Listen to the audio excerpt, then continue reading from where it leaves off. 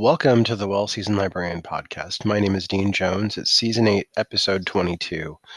Today I have the honor of having Terry Barr back on the program. If you've been following the series, Terry was my first ever guest, and I had known him before I started the podcast, so I had looked forward to getting a chance to talk to him, and he agreed to be on the podcast, even though I wasn't experienced and was kind of just starting it. And we had a blast talking. I really just love getting a chance to talk to him and probe his mind about his books and food. And it was just a pleasure. And getting a chance to read his books over the last few years has just been a treasure as well. And I just love any chance to talk to Terry because he's such an engaging person. And his writing is so fun to read and really makes you feel like you got a slice of Americana in it when you read it.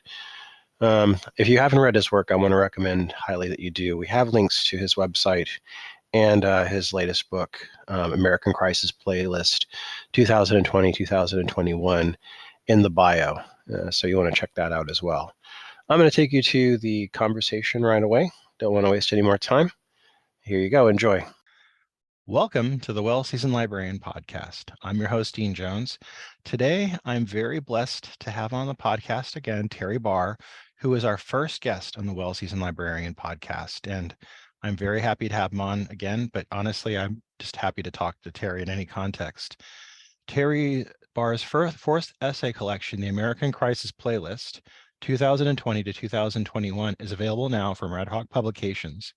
We're going to have links to that in the bio.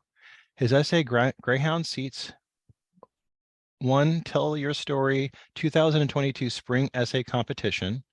His work has been nominated for the Pushcart Prize 5 times, and he writes about music and culture at medium.com. Terry lives in Greenville, South Carolina with his family and is in the final year of teaching at Presbyterian College. Terry, welcome back. Thanks, Dean. It's great to be here. Now, it's been a homecoming for me to have you here. You were my first guest to help me launch the podcast, so thank you for coming back. Oh, it's my pleasure. I appreciate your asking me. Your new book, The American Crisis Playlist, From Political Pestilence to Pandemic, was birthed during the pandemic and the occupation by who I like to call the Commander in Cheeto. This book is about, to me, how music is woven into the very fabric of our lives. Can you talk a little bit about this book and how it came to be? Sure.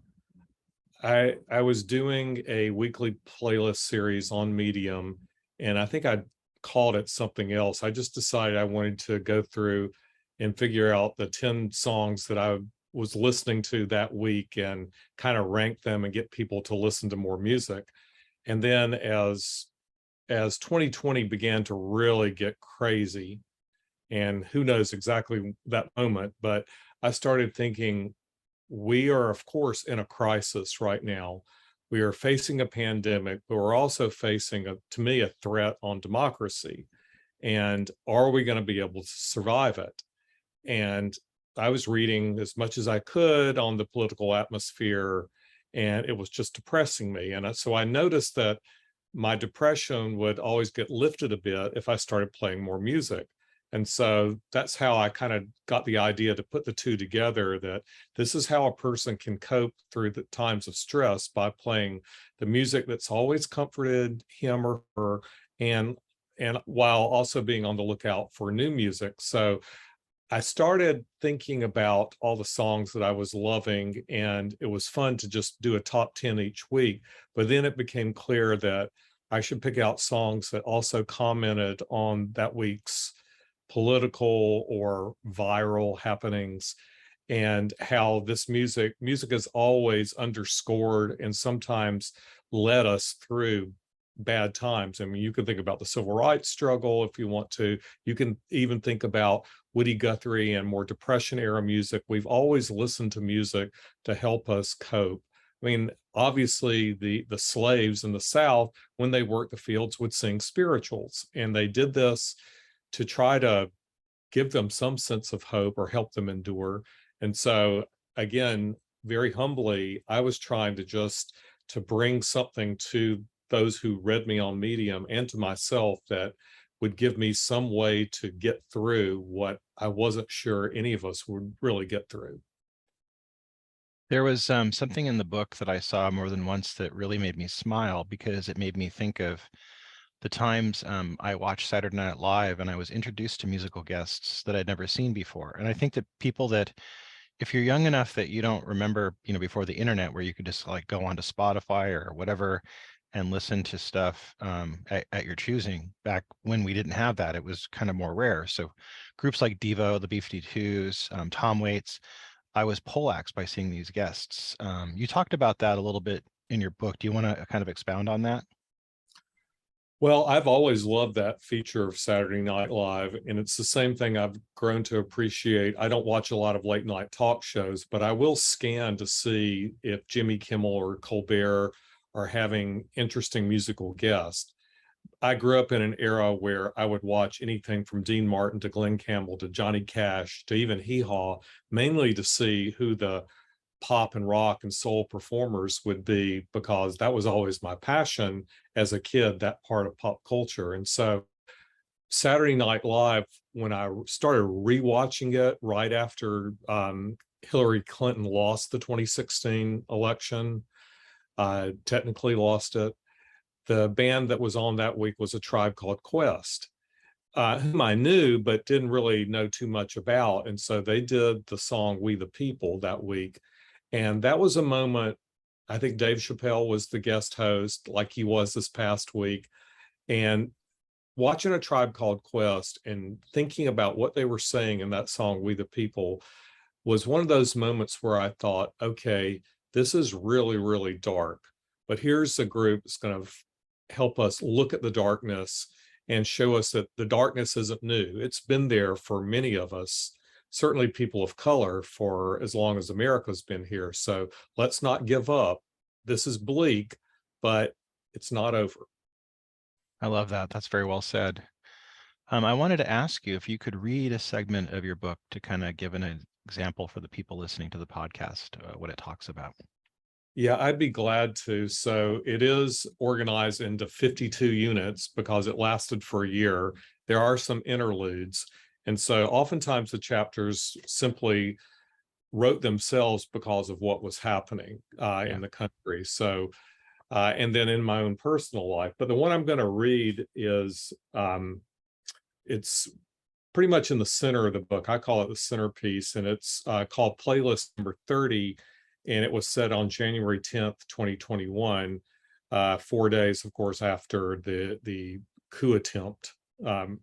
And so the subtitle is Holy F.K, because that's the way I think over and over again that day when I was watching the scenes at the Capitol, I think that's all I could say. So that's the piece I'm going to read. So I'll just get right into it. And each piece, of course, comes with 10 songs with a little commentary. So here it is from January 10th, playlist number 30. I might still be in shock, and it doesn't help that the variant strain of COVID is raging and scientists warn that we'll be blindsided if we don't act. Fortunately, a responsible set of adults will be taking leadership soon. The question is, can we wait for responsible leaders for another 13 days? And during that wait, will the cretin in charge destroy what's left of us? I have almost laughingly referred to Trump as the orange plague, and plague he is, but let me be even more clear. He should be impeached, arrested, thrown in jail as an inciter to riot, as a subverter of the Constitution, as a traitor to our country. This should happen now. While we're at it, the Hawleys and Cruzes and Tubervilles need to be exorcised from the Senate.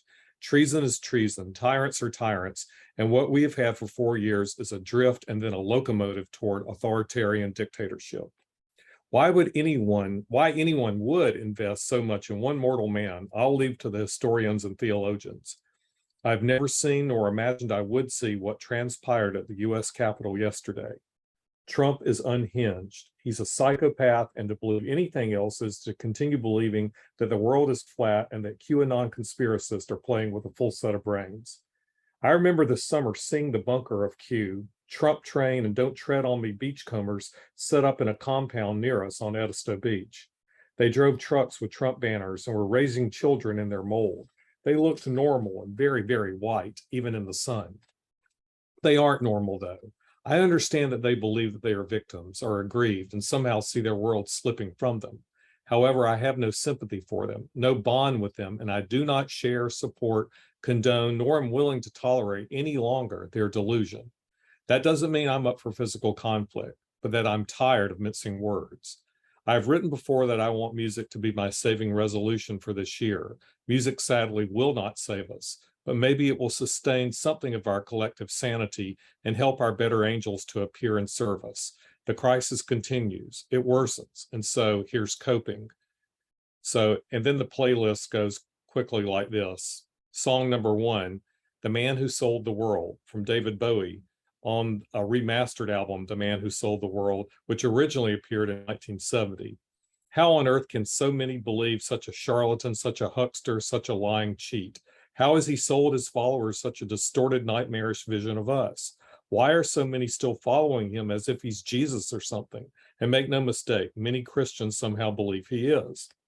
Song number 2, Tell Me Lies, the Black Keys from 2019's Let's Rock. Widespread fraud. We won in a landslide. Everybody knows that. The other side knows that. Really? You lost. You keep losing. You keep lying. No punishment is too severe for you. You will, however, go down as the worst president the country has ever seen. No lie. And I'm glad. I hope you know it, and I wonder just what Kellyanne Conway and her alternative facts is feeling now. They're only lies and always have been. Song number 3, Burning Down the House, Talking Heads from 1983, Speaking in Tongues. I watched 6 straight hours of news yesterday. I had intended to answer some mail, to dust and vacuum our house, but I was mesmerized by history. At the point I started watching, it was certainly possible that someone was going to torch the Senate chamber or set off a bomb or be caught in a mass gunfire exchange. I couldn't leave my TV and felt like a prisoner of events that both did and did not seem real. The people's house, that's what I kept hearing. Those thugs on camera seemed like the undead, though, or the guys back when I was in high school who terrorized the corridors of my sight and mind because they hated long hairs and black people and anyone who didn't share their stupid and limited testosterone view of manhood. Song 4, Armageddon Time, The Clash from Black Market Clash, 1979 or so. Remember to kick it over. No one will guide you, not Christmas time, but Armageddon time. A lot of people won't get no supper tonight, no justice tonight. This is when I fell in love with The Clash. It still ranks as one of my 3 favorite Clash songs, and it's the first song I thought of last night as I watched Washington stumble into darkness. It resonates this morning too, as I wonder if those who want to just move on, who say nothing to see here, are crawling out from their caves again. Song 5, Only a Pawn in Their Game, Bob Dylan from 1964's The Times They Are A-Changin'. 30 years after he shot and killed Medgar Evers, Byron De La Beckwith still walked the streets of Greenwood, Mississippi, a free man. Imagine that in America. A member of my institution just wrote that he believes Antifa infiltrated the peaceful mob yesterday. So, of course, blame yesterday on Black people. White people can't be wrong or misguided or lying killers, right? Until we confront racism and our legacy of coddling racists, right here is where we'll rot. Song 6, The Silver-Tongued Devil and I, Chris Christopherson from The Silver-Tongued Devil and I, 1971. Except Trump isn't exactly silver-tongued. He uses words like tremendous and sad over and over. You know, empty words from an equally empty head. I mean, the guy has a vocabulary of about 30 words anyway, but maybe that's America right now. Sound bites, clips. I think I heard Josh Hawley use the made-up word irregardless last night. Not a word, Mr. Stanford and Yale graduate, but don't let inaccuracy stop you. 7, What's Going On? Marvin Gaye from 1971's What's Going On. Oh, Marvin, what is going on right now? I have such high hopes for this year, despite the plagues and chaos. Am I crazy? Have I been smoking again? Do I remember a time when AM radio was a sanctuary for the music of my life? Do I want to go back, way back in time? Is reading the news healthy anymore? Song 8, Love Train, the OJs from 1972's Backstabbers. I could have used the title song because, after all, Brutus, no one knows how it feels to have your country insurrected like we do right now. Do I call my Trump friends and ask them, how does it feel to be a complete unknown? Anyway, my daughter played the song as we counted down the new year last week. She's only 26. This song predated her by 22 years, and yet she had it hot on her playlist, so now I have it on mine. Song number 9, Tub Thumping, Chumbawamba from 1997's Tub Thumper. She also played this one, remembering it from her childhood. Don't you love that? My daughter remembers my playing Tub Thumping as part of her childhood nostalgia. Hell yeah. We get knocked down, but we'll get up again. They're never going to keep us down. Democracy does not include authoritarian dictators. Donald, please leave. 10. Keep on Rockin' in the Free World, Neil Young from 1989's Freedom. This one seemed an easy choice back when some feared Jesse Jackson. Imagine. Everyone says they want freedom, but clearly what we mean by it isn't the same. What will our world look like next week or even tomorrow or January 20th? I still have faith somehow that my psyche feels beaten up right now. Terry, I want to thank you for that. I'm a huge fan of your work, and I really love revisiting your stories. So many of your stories have stuck into my mind. I have to remind myself that they're not my memories or my memories of reading your work. You have one story particularly that I love where it's about a late night drive with friends, and that's just stuck in my mind so much. And I find myself nodding along with you when you're reading, and when just now, and then when I read your work, I kind of like I'm shaking my head in agreement with a lot of the stuff you say. Where did writing start for you? When did you kind of feel like the urge to write? Oh man, that's a great question. Back in high school, I had a teacher who gave us the opportunity to write every day in our English class. So I know that at that moment, I realized that writing was something more than just whatever little compositions I'd done. So that was an early seed, and I would go home every day and just write in my journal. And it would maybe it was meaningless, maybe it was about the girl I had a crush on or whatever the case may be. But when I got into grad school, I joined a writing group for a time, and it was so affirming. And I remember writing a story and getting such good feedback. And I still didn't believe I was a good writer, but I should have just listened a little bit harder.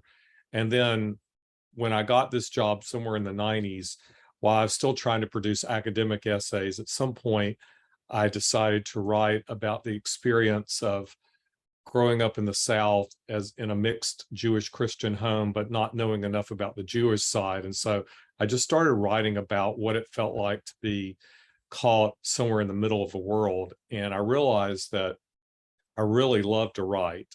And so that pushed me into another zone that I never really got out of, even though I did until maybe 2008 before I really took writing seriously enough to pursue it as something that I could actually have a collection of essays on or could do a regular blog on, or I still saw writing up until then as something I would do in my spare time as opposed to making it a regular part of my routine and my life. You were an English professor at Presbyterian College. So was this a career choice for you? Did you kind of were you driven to do this, or how did this come about for you as far as a career choice goes? Oh, so I didn't know that I was going to do this even towards the end of my college career. One afternoon, I was at home just thinking about, well, what do you want to do? Do you want to go to journalism school, or do you want to go to law school or anything like that? And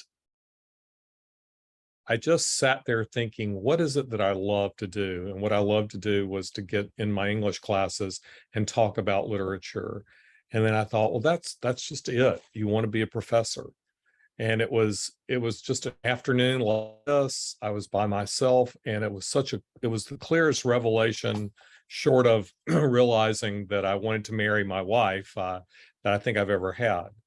And I, of course, didn't know how good I would be, but I knew at that point I would apply to grad school and give it a shot to see if that really would last. And it did. And here I am at my last year of teaching. It's been, counting being a TA, it's been really 40 years I've been doing this. So it's just what my passion has been. Yeah. Is there any advice that you give to your students year in, year out that's kind of stuck with you through the years? Mm, it depends on the student. If they're writing students, it might be a certain kind of advice, which is to keep trying to publish, keep sending things out, go to get an MFA if you want to.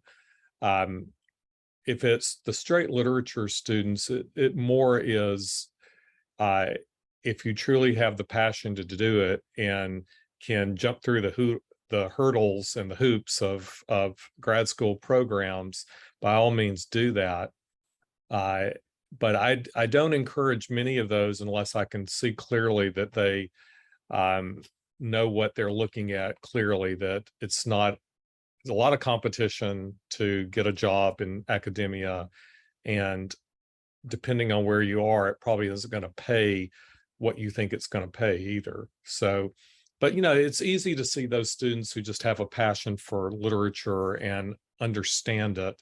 And for those are the students who I do encourage to go on, because despite everything else, we still need good literature professors. We need people who are in the humanities who help people see that the humanities is worth pursuing and worth encouraging, and that we aren't just a society locked in a business model or in a science model, that there are other forms of creative endeavor that just like I'm doing, that help sustain you in critical moments.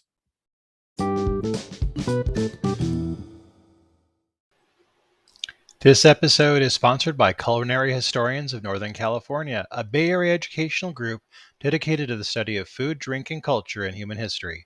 To learn more about this organization and their work, please visit their website at www.chnorcal.org.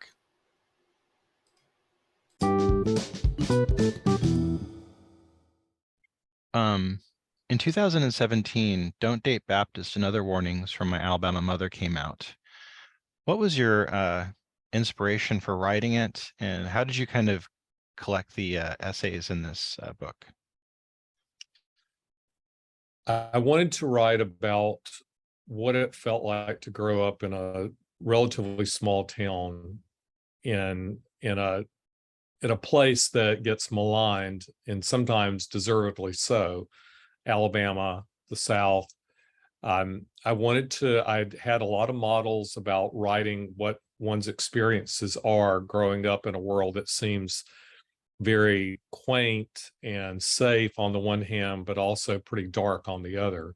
And so I thought I had stories to say. I thought it was really interesting that in such a place, a woman mother who was married to a Jewish man would make a statement like, whatever you do, marry anyone you want to, but don't date a Baptist. And I just thought that's just such a great story to try to figure out. So it was about my family, it was about identity. And so I just kept building essays that were about the strange occurrences that happened in this little town that I thought people would recognize in themselves, that, yeah, I grew up in whatever strange environment too. And isn't a fundamental thing to write about those experiences that shape us, that make us into who we are? And I do really think that we sometimes define ourselves by the stories that we're told. I just read this great book called Diary of a Misfit by Casey Parks.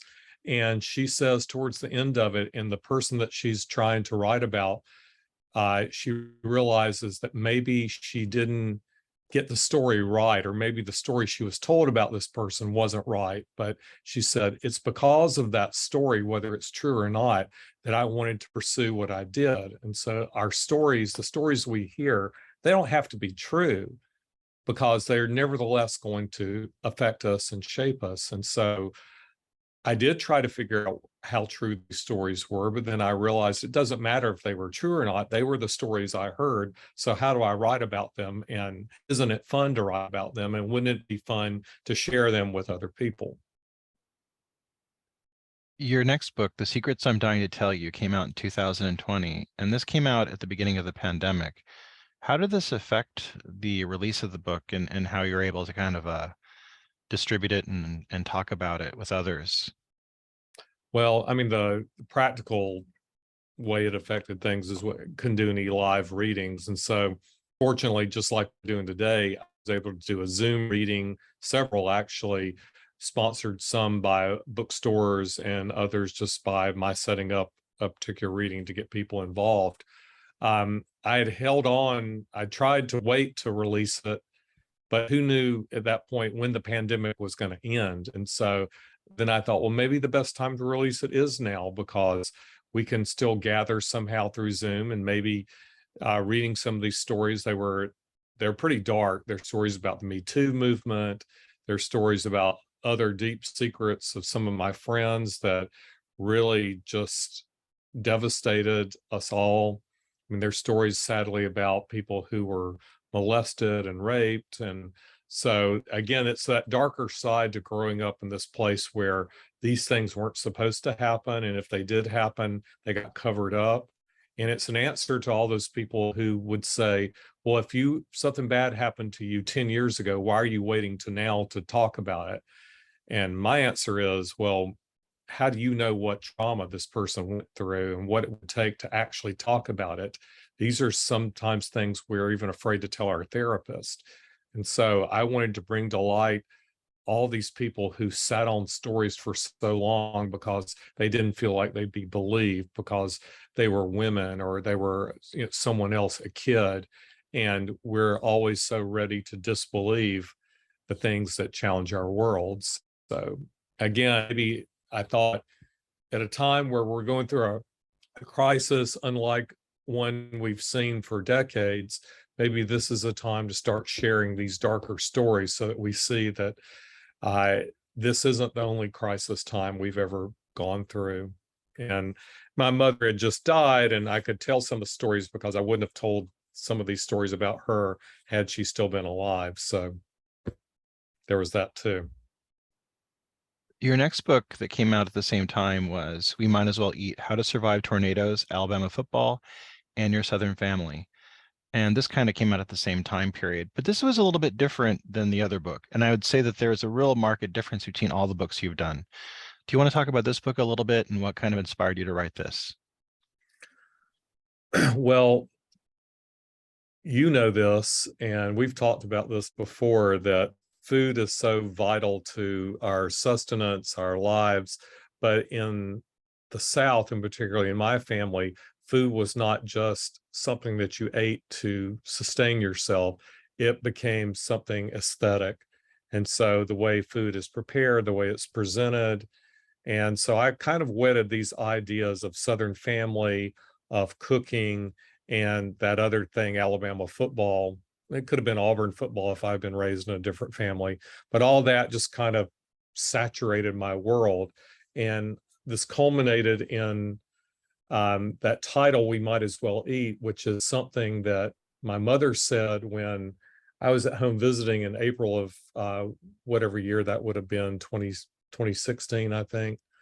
No, it would have been earlier than that. Anyway, a massive tornado came through the area. It came through Tuscaloosa first, and we should have left. We should have gone somewhere, but we stayed. My mother didn't want to leave her house, and the tornado came within about 2 miles. And so we got all the effect, but we fortunately survived. But in the moment where the power came back on for a few minutes that evening, and we were listening to the radio, we were listening to the Paul Feinbaum football show, he announced that if you can hear him, you're probably okay.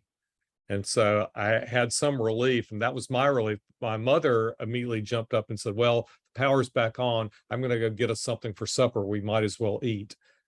So I thought, isn't that funny that in the midst of this, she's still worried about it's supper time. We got to have food on the table. And so I thought, again, this is a story worth writing. And I built all the other stories around either some aspect of food or the family or football. Now, I didn't put this question out, but I was thinking this as you were talking, and like when I read your work, it kind of occurred to me as well. So when many writers, both fiction and nonfiction, write about places, sometimes I feel like they get it, sometimes they don't. When Stephen King writes about Maine and like the East Coast, I really feel like I'm feeling it in his writing. When you write about the South, I really feel like it. Now, I've visited the South and I've been through there as a tourist or somebody who was working through there for whatever reason. And I remember it, and I feel like I was there, but I don't feel like I was there in the same context. Was when I lived in Texas for a few years, and I had friends that were Texans who would interpret and explain things to me.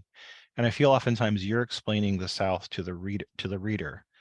Is that in kind of intentional when you write? Like, are you kind of like describing basically what it is to live in the South and what it is really truly like? I think I am. I don't always go into it consciously to do that, but I know in the back of my mind, I want to tell you this story so that you'll understand something. And I'm one of these people, like most Southerners, who I think I can see pretty clearly. Here are some of the real problems. Here's some of the, again, darkness, but it isn't just that. There are also things that I just recognize. In the Secrets book, one of my favorite essays is called Going Up the Country, based on that Canned Heat song from the 60s. But it's a journey that my brother and I, with two friends of ours, one of my oldest friends and his husband, took just a few days after my mother died. And they came back to help me grieve, help my brother and I grieve. And they wanted to go up to Bibb County to see where the podcast S-Town was set. And we knew that area pretty well. And so we took this road trip. And what we saw on that road trip, from the auto parts junkyards that were every mile or so to, weird places out in the middle of nowhere with Confederate flags, to three old men sitting on their front porch without shirts on, waving at us. This all just felt like the South. It was a late July day. It was hot. We got so far in the woods, the GPS wasn't working. And we never really found the S-Town part, but that was just an excuse to take a road trip. That was just an excuse to see the terrain that we all knew really well. And that just made us feel both that haunting sense of this is a region that is really difficult to explain and tame, but it's also a texture like I felt the first time I read Faulkner, and knew that the terrain of Mississippi and the terrain of Alabama were very similar. And here's someone who's going to tell me very deeply about myself. And so that's the sense that I really have when I'm writing. I want to tell you deeply about myself as well as myself. And the way I do that is by just getting you to feel what I'm feeling so that we all recognize each other, even if we're strangers. Was the lockdown a help to you in writing, or was it a hindrance? How did it affect your writing? Well, I'm one of these people who didn't mind the lockdown in a certain way. When I figured out that I could still get coffee and toilet paper like everyone else and what their essentials, and that I was there with my wife and my dog, and my wife would assure me everything is going to be okay. I actually like being at home. I don't really need to go many places. And so I wasn't devastated I was devastated in an existential sense, sure, because who knew how long it was going to last. But in a personal day-to-day way, I could still teach from home and I could still write. And so, yeah, it made me double down on the writing for sure, because I don't get bored easily. I know that I can fill my time, but writing, again, it just became another way that here you have it now, the built-in excuse. You can't go anywhere, so write. And I use that time to work on writing of many sorts. So I'm sure that it helped. And like other people, I was happy to go out to a restaurant again when that time came through. But Oh yeah, yeah. But I think I'm a person who is built for something like this to not completely disrupt his whole psyche. now I've had the honor of being at one of your book readings online on Zoom, and Zoom kind of changed it kind of upset the apple cart in many ways, because it changed the way we do a lot of things for good or bad on a permanent basis. I feel I do, because I do a lot of programming on Zoom now for libraries, which never would have happened before. And the really cool thing was being at your reading. It was kind of like being at a rock concert. I remember I saw Patti Smith once, and it was kind of that kind of electricity in the air. How has the whole marketing during the pandemic changed everything moving forward for you? Well, there are those positives that it's sometimes hard to realize. All you really have to do if you want to have a book reading and you've got a Zoom account and a lot of friends is just to figure out a time to do it and send out an invitation. And so you don't have to worry about refreshments and you don't have to worry about the logistics. And so as much as I love live person events, I do appreciate what Zoom is doing for us and that it does bring us together. So that event that you're talking about was so special to me because I had people from all over the country, you and many of my other medium friends. I had people who were former professors from college and grad school. I had my old childhood friends, some who are still in the Bessemer, Birmingham area, some who are in New York and New Orleans and other great places. And when I looked out because of that and just saw this wall of faces, it was really overwhelming. So it was kind of like, in that small way, being at a rock show where people are all coming together and just to be there for this particular moment. So that's, to me, I had more people on the Zoom show than I've ever had, I think, show up at just a bookstore book reading. So, and then I got to be in my own home and sitting in my own chair, and my dog was right by me and my wife was over here. My kids were actually one of them in the background. So, it just felt like I didn't have to leave home and I could end the meeting when I wanted to. Yeah, that was really a wonderful, I feel really blessed to have been in there on that audience. That was really nice. So I want to ask you now, what are you listening to right now that makes you happy? Well, as we were kind of chatting before the event started, I've been doing crate dives for old country music. So I have discovered the joys of course, I already knew the joys of listening to Loretta Lynn, but I've really enjoyed listening to old Tammy Wynette records, Jerry Lee Lewis, who also just passed, Hank Snow, and all these kind of people. But last week I got the new Taylor Swift record. A lot of my students and my daughters love her, and I like her very much too. And so I got that and listened to it, and it was really very soothing and just very pleasant to listen to. And I worked the polls last week, and I remember the night before I worked the polls, or maybe the night after, I went to one of my other go-tos, which is Casey Musgraves, because nothing says the South to me in these days quite like Casey Musgraves and her beautiful voice and the way she's so funny to point out some of the things in our world that make me smile and cringe at the same time. So I'm still listening to a lot of them. And my brother was here last week, and we also started diving back into old Herb Alpert and the Tijuana Brass. And so, nice. Yeah, if you go to your record store and look at vinyl and the used bins, you can probably score the whole Herb Alpert collection, because I have. And you can get it for $1 and $2. No one, I think, but me and my brother and maybe you wants this music, and it's still just beautiful. I told my wife that when I was a kid, my dad and mom would buy Herb Alpert records. They even saw him live one time, and that was the one band that all four of us could agree on that we loved. So isn't that something? I'll probably be talking about that soon. I've always joked with people that if you go to any California garage sale, there's going to be two sure items there. One is a copy of Mario Puzo's The Godfather in paperback, and the other will be Whipped Cream and Other Delights by Herb Alpert and the Tijuana Brass Band.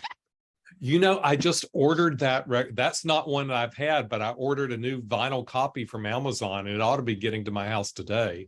I actually own that. Well, I'm proud of you for owning it, and I can't wait that I'm about to own it too. It's a treasured possession, along with my Alan Sherman album from Camp Hella Mudda from Camp Granada. So yeah, I mean, this is really fun stuff to go back and look at. And when you go to record stores, it's just all over the place. That I've really been enjoying the experience of buying records for $1 and $2 that are still in decent shape. Sometimes, if you're lucky, they've never even been opened. They're just kind of sitting there. They've bought estate records, and you can just that's just such a fun experience. I'd love to have you over and we could bust out some of the old comedy albums. I got the Mike Nichols and Elaine May and That'd be stuff like fun. that. Stan Freberg, all that kind of stuff. Oh yeah, that'd be excellent.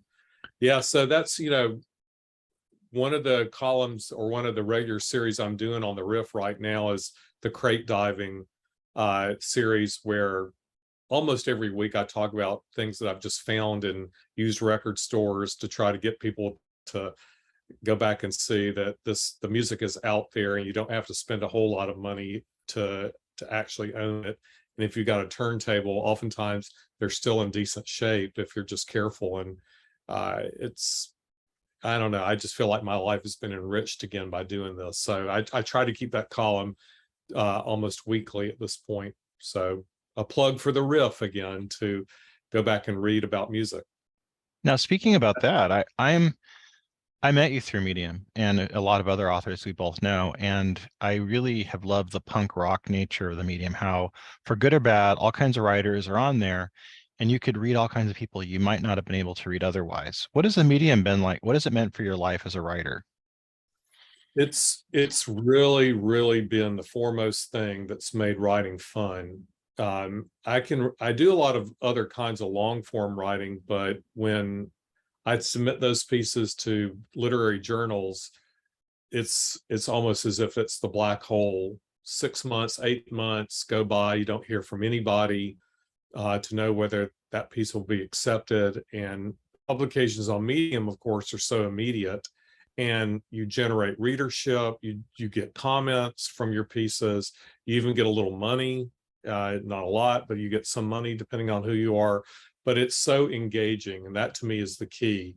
There's this core readership through the food sites that we've written for, through the music sites and some of the others, where this group is always reading each other's work, challenging each other to write other things. We've got a Rate a Record series that's come through Pierce McIntyre's Plethora of Pop, where it's kind of taking that old American Bandstand model and picking out 2 songs and rating them from 35 to 98. And it's just exploded, and it's a lot of fun, but a way to keep ourselves engaged with each other and with the music that we love. So I don't know what I would have done if Medium hadn't existed to do this. And yeah, you can blog on other sites, whatever, but this has been such a really engaged community that even as tired as I am from my work in academia, I really look forward to writing that next Medium piece so I can get a reaction from you or from people like Chris Zappa and Paul Combs and all these other great writers. So Terry, what's next for you? Well, so I do have other essays that I'll be collecting at some point, but my next big project, I think, is to go back to the football thing. I started thinking that there ought to be a good book out there on underrated college football rivalry games. So we all know what the big rivalry games are, Alabama, Auburn, Michigan, and Ohio State, and so forth. But does anyone know that there's a big rivalry between Middle Tennessee and Western Kentucky? And they call that rivalry the 100 Miles of Hate. And so I'm thinking that I'm going to try to come up with 12 underrated rivalries and go to the games and tailgate with people, talk to the institutions. How did this rivalry start? Do kind of that historical background, but then enjoy the passion of college football in forms that most people don't really know about. So I think that's going to be the next project. I'm hoping I can do it with my family and do some traveling and go to places that, I wouldn't ordinarily go to. That sounds wonderful. Terry, I want to thank you for being on the podcast. I'm glad to get to have you back again. I hope that we have an excuse to have you on again soon. Well, I hope so too. I always enjoy it, Dean. Thank you. That was my conversation with author Terry Barr.